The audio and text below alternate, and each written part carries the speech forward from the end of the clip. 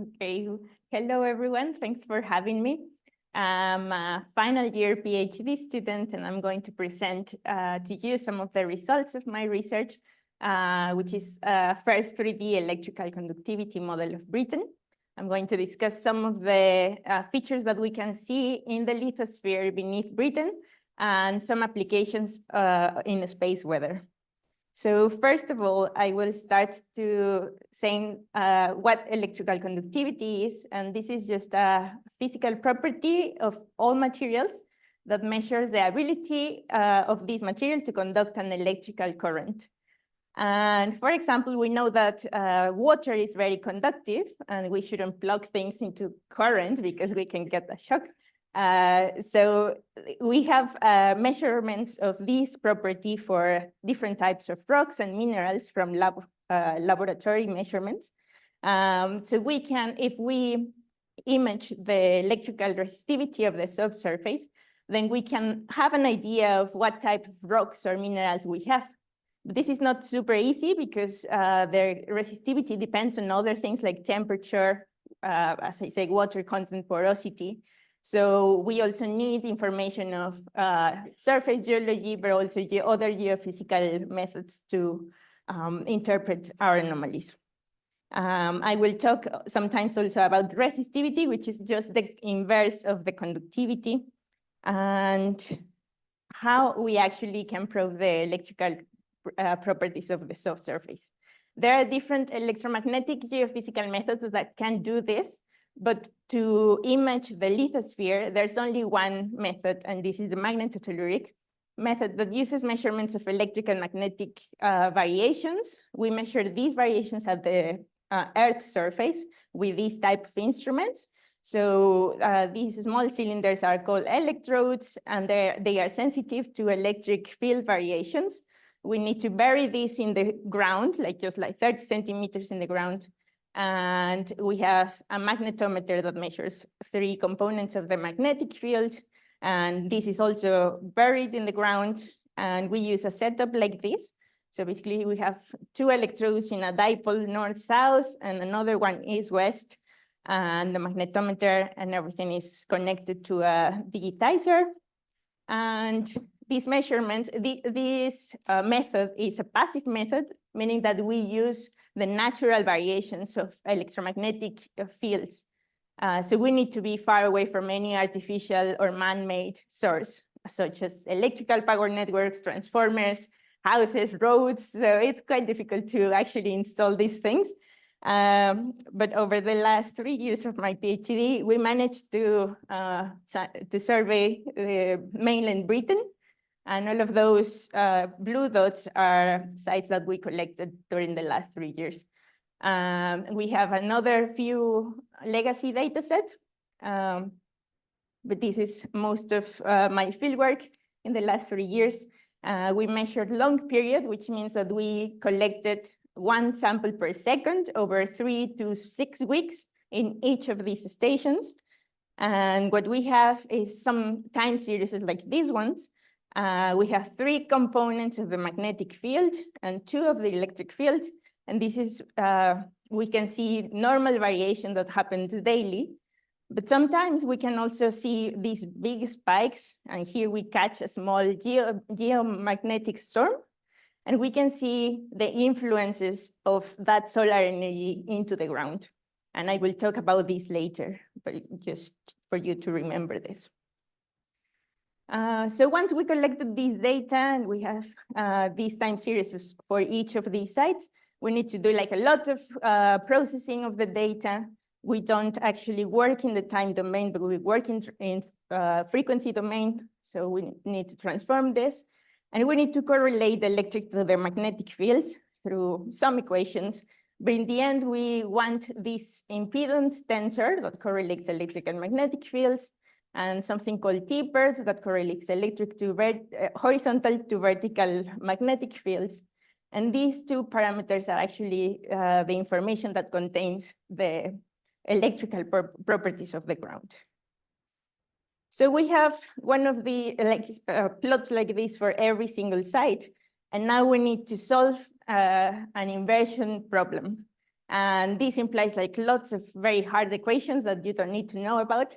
But basically what we do is discretize our survey area in very small cells. And this is like a cube, so there are lots of layers at depth as well. And the numerical methods what solve our Maxwell equations in each of these cells. So basically, this model is start to updating the value of the resistivity in each of these models until we can model our field data. And this is our final goal, to actually have a good fit of the data that we have from the model and how this compares to the field data. So because of time, I'm going to go straight to show some of the images of the 3D resistivity model that we have. And these are slices at different depths.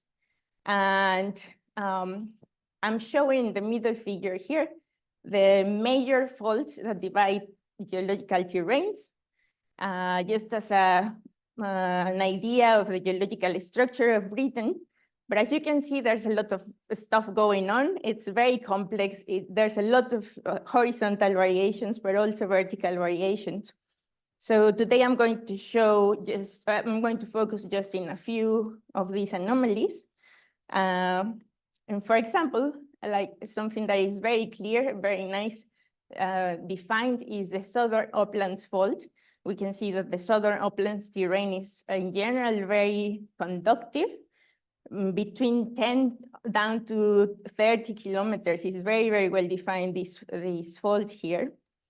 And another interesting feature is around the Geological fault.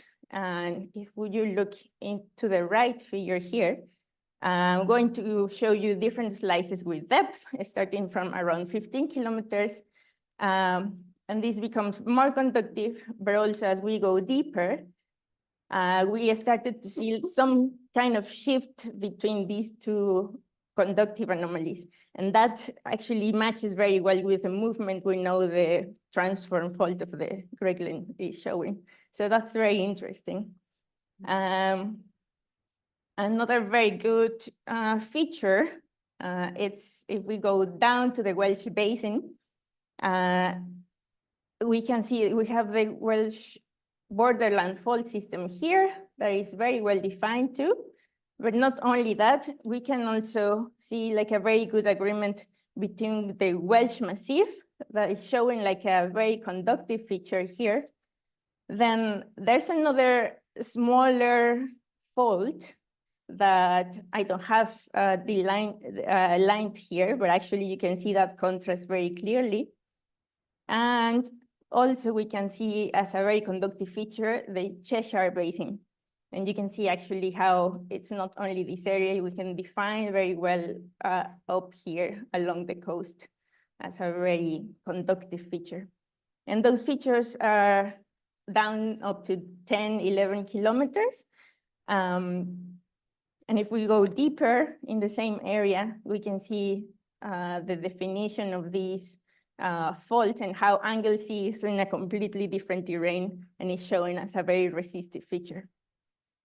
There's like lots of other interesting features at crustal level, but another thing that is completely new and it's very interesting is if we go down to around 90 kilometers depth.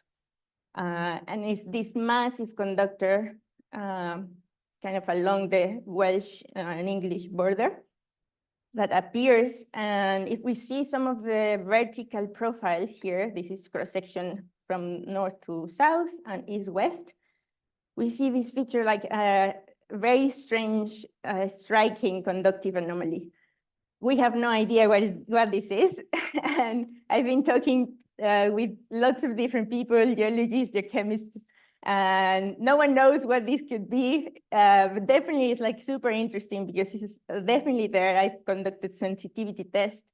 The data needs that feature, but we don't know what it is. So now the next steps I'm trying to do is conduct some joint inversion of MT with gravity data and hopefully seismic surface waves to constrain that anomaly and try to find out what it is. But just from preliminary test, this is a density model from gravity. And we see that, there's also an anomaly at the same depth here. It's not exactly in the same direction, but there's something there going on as well. So potentially we will also need geochemical data or modeling water content, try to find out what that anomaly is.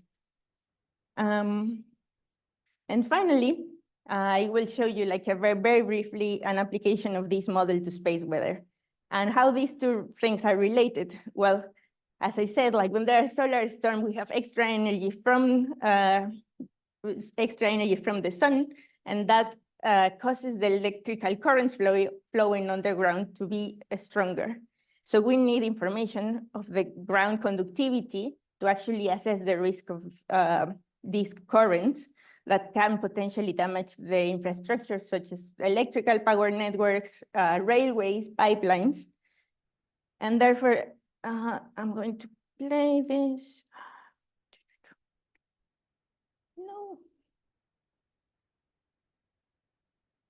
How can I? Okay. So this is a video of geoelectric fields estimated for the geomagnetic storm of May this year, where we could see like a very nice auroras here. This model is using, the modeling is using our conductivity model and magnetic fields estimated in different geomagnetic observatories around the UK. And the important thing of this video is to show that every minute the geoelectric fields are changing and going to very high values to very low values. And those rapid variations are actually a risk for the electrical power networks in the UK. And those values, we have very big peaks that are already in like a risk values. So I will stop for now just with this summary, showing that the resistivity distribution beneath Britain is very complex. There are anomalies that matches the geology that we know, but there's much more information there. And we need additional information to constrain these anomalies and try to understand what is the cause of them. And this model is also useful to estimate geoelectric fields and other space weather impact studies. So that's it. Thank you so much.